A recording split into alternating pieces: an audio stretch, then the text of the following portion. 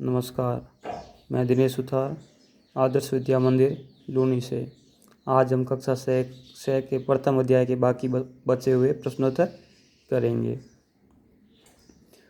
भाषा की बात में पहला प्रश्न है, पंखों वाली चिड़िया, ऊपर वाली दराज, नीले पंखों वाली चिड़िया, सबसे ऊपर वाली दराज। यहाँ रेखांकित शब्द विशेषण का काम कर रहे हैं।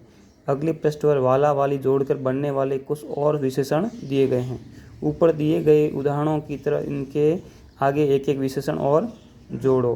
तो इसमें जो दिए हुए हैं चार ये पंक्तियाँ दी हुई है, इनमें पंखों वाली चिड़िया, जो चिड़िया की विशेषता बता रहा है कैसी चिड़िया है, ये पंखों वाली है। दराज कैसी कौन सी है, कि ऊपर वाली है। इस प्रकार तो पहले तो विशेषण शब्द किसे कहते हैं, इनकी जानकारी कर लेते हैं। तो ध्यान से सुनना कि वे शब्द जो संज्ञा या सर्वनाम की विशेषता बताते हैं उन्हें विशेषण कहते हैं। विशेषण किसकी विशेषता बताता है, संज्ञा या सर्वनाम की। जैसे यहाँ चिड़िया शब्द है जो संज्ञा शब्द है, तो इन संज्ञा की विशेषता बता रहा है। कैसी संज्ञा की विशेषता बता रहा है, पंखों वाली, यानी चिड़िया कैसी है, पंखों वाली। चिड़िया शब्द संज्ञा है। उसी प्रकार सफ़ेद गाय, तो गाय कैसी है, सफ़ेद है। इस प्रकार ये विशेषण कहलाते हैं। तो हमें आगे दी हुई जो रिक्त स्थान है वहाँ उचित विशेषण लगाना है। जैसे मोरों वाला बाग, अब मोर के आगे विशेषण जोड़ना है, सुंदर हो गया इसमें, तो सुंदर मोरों वाला बाग। इसी प्रकार पेड़ों वाला घर, कैसे पेड़ों वाला, तो विशेषण लग गए आगे, हरे भरे पेड़ों वाला। फूलों वाली क्यारी, कैसे फूलों वाली, गुलाबी फूलों वाली क्यारी। खादी वाला कुर्ता, किस रंग का, कैसा, तो सफ़ेद खादी वाला कुर्ता। रोने वाला बच्चा, तो आगे रोने वाले के आगे विशेषण लग गया, बिलक बिलक कर रोने वाला बच्चा। मूँछों वाला आदमी, कैसी, लंबी है कि बड़ी है कि छोटी है, तो इसमें बड़ी लगा देते हैं, बड़ी मूँछों वाला आदमी। तो इस प्रकार ये विशेषण हो गए।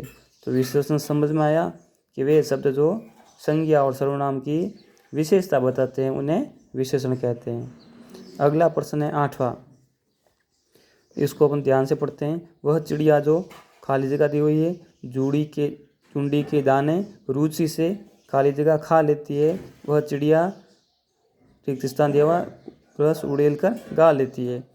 कविता की इन पंक्तियों में मोटे सापे वाले शब्दों को ध्यान से पढ़ो। पहले वाक्य में रुचि से खाने के ढंग की और दूसरे वाक्य में रस उड़ेल कर गाने के ढंग की विशेषता बता रहे हैं। अतः ये दोनों क्रिया विशेषण है। नीचे दिए वाक्यों में कार्य के ढंग और रीति से संबंधित क्रिया विशेषण छांटो। यहाँ वाक्य दिए हुए हैं, उनमें से हमें कौन से क्रिया विशेषण शब्द छांटने हैं। अब पहले तो क्रिया विशेषण किसे कहते हैं, क्रिया विशेषण यानी सीधा अर्थ दो शब्दों से मिलकर बना है, क्रिया और विशेषण। तो वे शब्द जो क्रिया की विशेषता बताते हैं उन्हें क्रिया विशेषण कहते हैं। एकदम सामान्य परिभाषा है। क्रिया विशेषण किसे कहते हैं, कि वे शब्द जो क्रिया की विशेषता बताते हैं उन्हें क्रिया विशेषण कहते हैं। और क्रिया विशेषण 4 प्रकार के होते हैं। पहला होता है स्थानवाचक, दूसरा परिमाणवाचक, तीसरा रीतिवाचक और चौथा कालवाचक। तो इसमें अपन रीतिवाचक या ढंगवाचक, इनके उदाहरण इसमें दिए हुए हैं। विशेषण में मैंने भेद बता दिए, 4 होते हैं। पहला होता है अपना रीतिवाचक, परिमाणवाचक, कालवाचक और स्थानवाचक, ये 4 कहते हैं। फिर अब इनमें दिए हुए जो प्रश्नोत्तर है, शब्द वाक्य दिए हुए हैं, इनमें से हमें क्रिया विशेषण शब्द ढूंढना है। जैसे सोनाली जल्दी जल्दी मुंह में लड्डू ठूसने लगी, तो क्रिया है ठूसना। और किस प्रकार हो रही है क्रिया, जल्दी जल्दी, तो इसलिए यहाँ जल्दी जल्दी है जो क्रिया विशेषण है। गेंद लुढ़कती हुई झाड़ियों में चली गई, तो यहाँ चलना क्या है, क्रिया है। तो किस प्रकार हुई गेंद की क्रिया, धीरे लुढ़कती हुई, तो इसमें लुढ़कती हुई क्रिया विशेषण है। भूकंप के बाद जनजीवन धीरे धीरे सामान्य होने लगा, तो किस प्रकार हुआ सामान्य, धीरे धीरे। कोई सफ़ेद सी चीज़ दब से आंगन में गिरी। तो यहाँ दब से किस प्रकार हुई क्रिया, दब से आवाज़ के साथ। टॉमी फुर्ती से चोर पर झपटा। झपटना क्रिया किस प्रकार, फुर्ती से झपटा, तो फुर्ती से। तेजिंदर सहम कर कोने में बैठ गया। तो किस प्रकार हुई क्रिया, सहम कर, दुबक कर बैठ गया कोने में। ठीक है। अगला, आज अचानक ठंड बढ़ गई। तो अचानक इसमें क्रिया विशेषण है। तो क्रिया विशेषण समझ में आया। सामान्य है सीधा सा, जो क्रिया की विशेषता बताते हैं उन्हें क्रिया विशेषण कहते हैं, और वो भी 4 प्रकार के होते हैं।